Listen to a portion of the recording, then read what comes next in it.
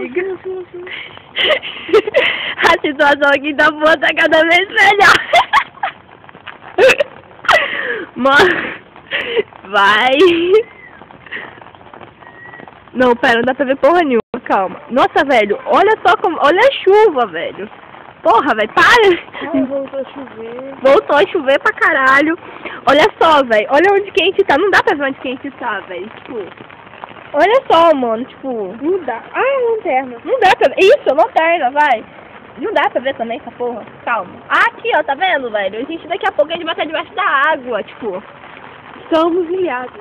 Estamos, gente. Véi, se acabar a comida aqui, a gente tá fudido. Tá fudido mesmo. Acabou a água. Acabou a água, fudeu. Tipo, a água não sobra. Não, a água ficou... Nossa, olha só, tem de sobra. Olha aqui, mano. Olha o carro, mano. Puta merda. Tipo, a água não falta, tá ligado? Olha o homem. Não, velho, para. O homem é muito louco. Olha só, velho. Caralho, essa chuva não tá deixando eu filmar. Mas, velho, tem um homem ali passando do outro lado da rua.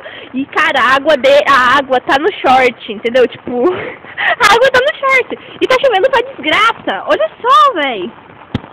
Olha só. Compra um barco. Olha, em vez de vocês comprarem um Camaro, vocês compram um iate. Em vez de vocês comprarem um Corsa, é Corsa, né? Vocês compram um barco. Velho, Carro popular é barco, carro de luxo é iate. Isso mesmo, ouçam meus amigos. O busão vem logo com o navio de turismo. É um navio de turismo. E o Veneza passando na rua aqui de Vila Velha. Rua Moreira. Rua Vila Velha. E dá-lhe beleza!